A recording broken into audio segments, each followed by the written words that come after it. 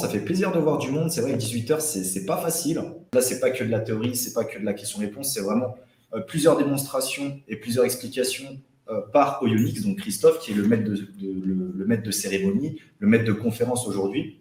Je me présente, donc Christophe Lecroix, Oyonix, je pense que vous me connaissez tous un petit peu. Donc, entrepreneur depuis 2017 dans l'édition de sites d'affiliation, cofondateur en 2020 avec Romain de linkexpress.fr, donc vente de backlinks par pack. Donc, n'hésitez pas à aller faire un tour si vous ne connaissez pas. Donc, quelques objectifs par rapport à la génération de contenu via l'IA. Donc, c'est gagner du temps dans la génération de contenu, d'économiser sur les frais de rédaction et de pouvoir rédiger en fait tout type de contenu dont vous avez besoin pour vos sites. Ça permet quand même de faire pas mal de choses et de rester économique par rapport à un rédacteur classique, enfin un rédacteur offshore ou pas d'ailleurs. Vous allez quand même économiser sur les coûts et pour une qualité qui est supérieure à beaucoup de rédacteurs offshore quand même. Quand vous êtes connecté à Jarvis, vous arrivez sur un dashboard. Donc on peut créer plusieurs projets. Donc là, j'ai fait exprès de mettre un projet démo pour le live. Du coup, tous les documents vont être dans ce projet démo. Ici, vous avez accès, donc vous voyez, là, il y a des templates qui ont été mis en favori. Mais sinon, sur le dashboard, il n'y a pas grand-chose. Bon, il y a le nombre de mots qui ont été générés. Ensuite, là, vous avez les templates. Après, il y a les recettes. Ça, j'utilise moins. Et là, vous avez la liste de documents que vous avez créés, en fait. Tout est archivé. Donc là, j'ai dit, je voulais faire en premier lieu une biographie. Donc, ce que je fais en général, c'est que moi, j'aime bien aller dans documents, enfin, non, aller dans template. J'aime bien aller dans le long form assistant et en start from scratch. Et à partir d'ici, je vais aller dans le power mode. Et là, je vais prendre le template que j'ai besoin. Donc là, ici, je vais prendre personnel bio. Et je vais lui indiquer les infos que j'ai ici.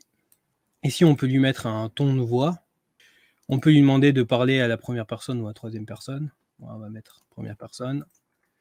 Et ici, on a comme quoi ça va générer en français, donc ça, c'est bon. On va lui faire générer. Donc voilà. Et ici, on voit que par rapport aux infos que j'ai indiquées, eh bien, il a généré. Bon, ici, j'ai mis 3 sorties. On peut en mettre plus ou moins. Donc, à partir d'une bio, en fait, on peut déjà générer un texte plus ou moins long par rapport aux infos qu'on avait mis à la base. Et en fait, on pourrait mixer, par exemple, celle-ci avec celle-ci, selon les infos qui peuvent être différentes. Voilà, ça, c'était pour la partie un petit peu amusante de Jarvis. Comme quoi, voilà, vous pouvez lui donner un prénom, un âge, quelques infos sur la personne, et il vous crée une personne. Enfin, il vous crée la biographie d'une personne. C'est vrai que c'est pas mal hein, pour personnifier un petit peu sa page d'accueil, la sidebar ou autre. C'est vrai que ça devient de plus en plus indispensable. Voilà, vous créez une petite page à propos, un widget. Après, on rajoute une petite photo this person does not exist. Toi, dans Content Improver, Ouais. en fait, ça permet d'améliorer le contenu, voire d'enrichir un petit peu. Donc là, je vais recoller ma bio. Je vais générer. Et en fait, là, normalement, il reformule les phrases, il peut changer les mots et il peut aussi ajouter du contenu. Le content improver de Jarvis, est-ce que tu le trouves mieux que celui de Smodin, ou c'est un équivalent un petit peu avec les tests que tu as pu faire? Pour moi, c'est différent. Alors, ce que j'aime bien chez Smodin, c'est qu'on peut mettre des plus grosses parties, donc ça va plus vite. Mais après, celui de Jarvis, il a tendance à mieux reformuler, enfin, à changer le texte vraiment. Enfin, pour moi, c'est ce qui fait la valeur de Jarvis. Parce que le boss mode, c'est ce qui fait, j'en parle un peu après d'ailleurs, mais c'est ce qui fait qu'il va reprendre le contexte en fait. Donc là, on peut aller sur la fiche produit Amazon que j'ai mis ici. Donc ici, voilà, je prends mes features.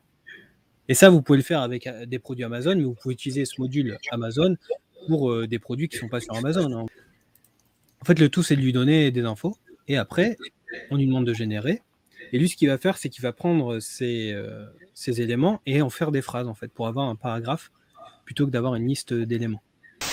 Moi, ce que je préfère faire, c'est le start from scratch. Donc, je pars de zéro. Vous avez aussi un module blog post workflow qui va vous aiguiller, on va dire, va vous donner des infos, enfin, vous donner une trame à suivre. En fait, donc, il vous donne dans l'aide une série de tons. On a funny, casual, enfin voilà. Ensuite, il vous propose également d'utiliser des personnages. Après, ce que j'aime beaucoup dans Jarvis, c'est ça, c'est qu'on peut déjà structurer son contenu directement dans l'éditeur. Une fois, Jarvis m'a expliqué comment se suicider, en gros. Il y a un module qui est vraiment sympa, que j'adore et qui me permet de rédiger quand même pas mal de choses assez facilement. C'est le module Quora Answer. C'était surtout utile pour des personnes effectivement qui n'ont jamais bidouillé sur ce type d'outils. C'est une révolution. Ok, merci Ionix. Bonne soirée tout le monde, prenez soin de vous. À très bientôt.